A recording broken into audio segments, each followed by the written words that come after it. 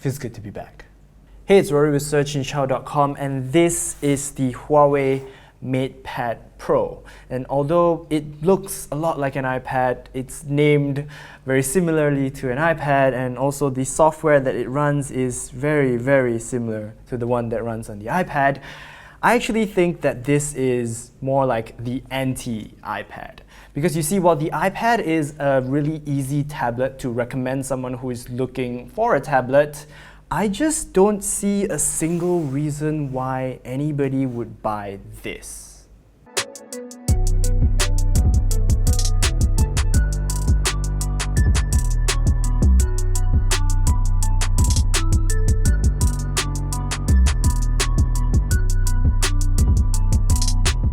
Now, don't get me wrong, I'm not saying that there is literally nothing to like about the Huawei MatePad Pro, because I think that this tablet, as a tablet, has quite a lot of potential, and I think Huawei has done a very good job with this device, especially in the hardware department. And that's what I'm going to start this video off with, because like first impressions, they're really strong. For example, I really like the build of the tablet, right? It feels like a proper premium device. It's got a nice metal back, it's got a good frame, and if you look up front, it's got really nice slim bezels that is like, you know, perfect for like the modern kind of device. It's what you'd expect.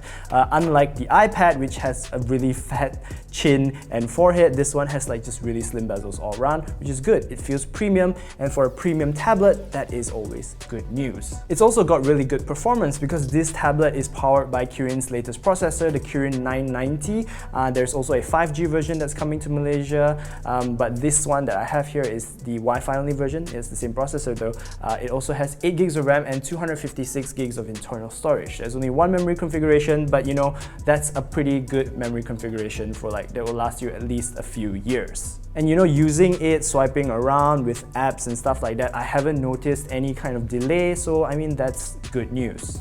Besides that, it's also got a really nice 10.8-inch display. Yes, it is an LCD panel, it's not OLED, but you know, it has really nice vibrant colors, it's sharp, its resolution is 2560 by 1600, which means it's even higher resolution than Full HD, so it's really nice to look at. There is a bit of, you do lose a bit of brightness when you look at it from extreme angles, and there is like a little bit of, I don't know, shadow or haze around the punch hole camera at the top. But usually all of that's like out of the way, so for the most part, the viewing experience on this device, I would say, is good enough.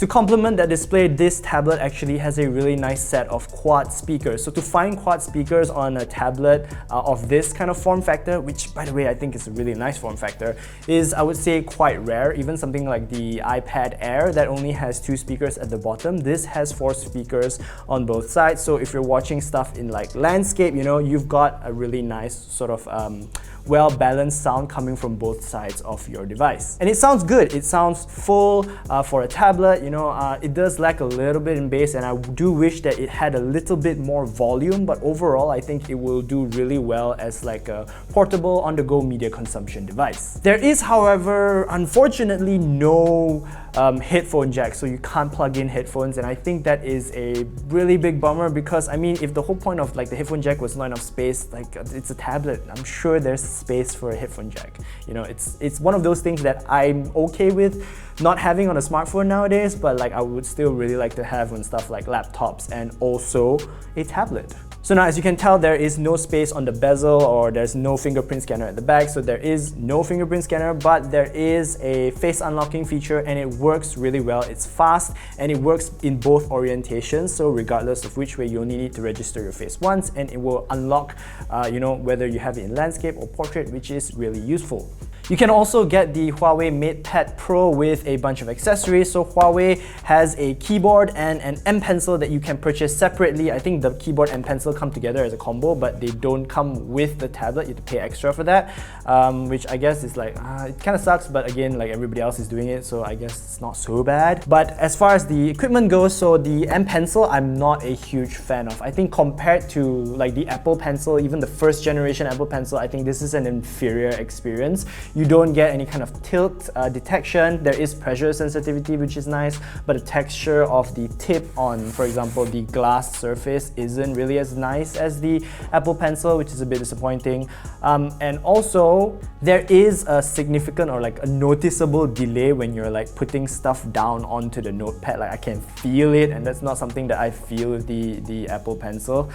So I don't know if it's just this particular unit, but there is that delay, and that is kind of a bummer. But the good news is that the keyboard is actually quite a nice experience. So it snaps onto the back of the tablet like a proper folio case, so you can use it as like a folio case.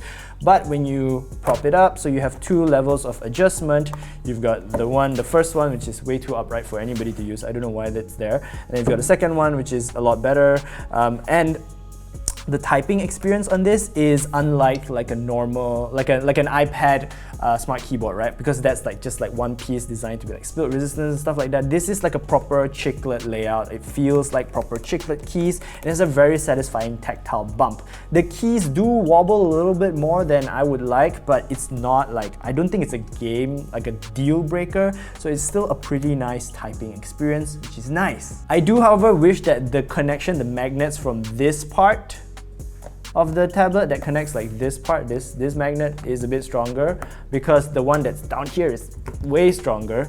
So it always sort of like flops out, and then that's just like, it's just a bummer, honestly. So for the most part, I'm pretty happy with the Huawei MatePad Pro from like a hardware standpoint. I think for like a premium tablet that's between 2,000 to 3,000 ringgit, I think this is, you know, it's good enough. It's like, it's got all the stuff that you need, plus a little bit of extra in terms of like the speakers, which is really nice, and the really slim bezels. But the problem with this device is that it's a Huawei device. And in 2020, that means to a lot of people just one thing. There is no GMS. It does not have support for Google Mobile Services. You do not have access to the Google Play Store. And that is the biggest reason why I don't think anyone should be buying this tablet.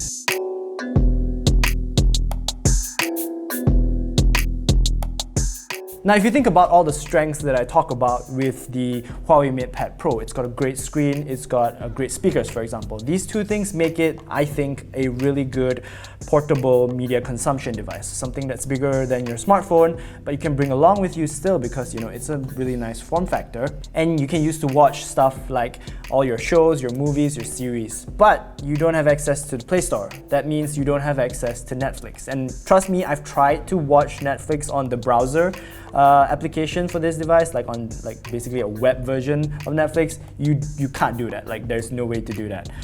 YouTube also only works if you watch it through the browser, and when you're watching it through the browser, you can't have it run in like multi-window with another browser tab, because this tablet does not support two of the same applications running at the same time, which means you can only do one thing at a time, which, you know, is just not super convenient. But what about productivity, right? So this has a really nice keyboard, I would say. You can really comfortably type on it. Like, I'll be okay with typing on this all day if like I can't use my laptop, or, you know, I'm in like somewhere that's not convenient for me to have my laptop up. But then I don't have access to the kind of productivity apps that I usually use, which is, you know, Google's suite of productivity apps. Like, I don't have Google Docs. There isn't even Microsoft Word. Instead, you have to use WPS Word, which, you know, I've never used before. So that's another sacrifice that you have to make. And then, I mean, it's got like a pretty good screen. I think it looks fairly color accurate to me. So maybe this could be like a portable, I don't know, photo editing station, right? So you could use stuff like Lightroom and Snapseed. Only problem is none of those are on the app gallery. And then you've got the software itself. So this software experience is very, very different from like your normal Android tablet. In fact, it's so different that I don't even know if you could really call it like an Android tablet experience anymore, because the way Huawei has set this up, it feels like they just like someone described how iPadOS worked to the person who designed this over the phone, because the you know, the gestures and all that, they are there. So you do swipe from the bottom to go to home, you swipe up and hold, and it will bring in all the apps. But there's just like a lack of polish here that makes it feel like it was poorly ripped off. Now, I don't have like a huge problem with people just like pulling good ideas into their product. Like, I mean, if you're gonna do it, you know, go all the way, make it awesome. But this just doesn't feel as polished. It doesn't feel as finished. Like when you do multitasking or when you're swiping through the apps, like there is a bit of a delay, there's a bit of a stuttering here and there, and adding windows for split screen app multitasking, that's not really as intuitive as it is on iPadOS either. And also the dock is just feels like an afterthought at this point, which is, again, it's just like it's just disappointing, because like, just go all the way, guys. So for a tablet like this, which has really good hardware, it's a bit disappointing to me because it's so hampered by the lack of software support. Like the fact that I have more access to Google Apps on an iPad or like an iPadOS device than I do on an Android tablet, it's just like, I think that just speaks volumes to why this, I think, just doesn't work. Now, of course, there is a way around that, and that is through side-loading applications, but I would never recommend that to somebody from like a professional sort of standpoint, because I can never be 100% sure that whatever it is that you're side-loading doesn't also have like malicious software or some kind of compromise that you have to make for that app to work on your device. Of course, if you're okay with that, then I guess you could look at this tablet, because it is comparatively a lot more affordable than like a similarly spec'd iPad. So an iPad Air, for example, the one that I'm using actually right now, this device with 256 gigs of storage, the keyboard and pencil is actually more than 1,000 ringgit more expensive than this full combo, because this currently on the Lazada Huawei store is about 2,800 ringgit, or just under 2,900 ringgit, which I think is a pretty good deal, I guess, for the hardware. But in terms of the software, like, I just don't see, like, I personally would not drop that kind of money for this device. So I guess to conclude this video and to sort of help you decide whether you should pick this up, I think the first question you need to ask yourself is, do you really need an Android tablet? And from there, if you really need an Android tablet, is this the Android tablet that you really need? Because I'm willing to bet that that answer is no. At least that's what it is in my case. That's it for this video. Thank you so much for watching. I hope you enjoyed it. If you did, be sure to give it a thumbs up. Don't forget to subscribe to our YouTube channel, click on the notification bell icon. You can follow us on Facebook.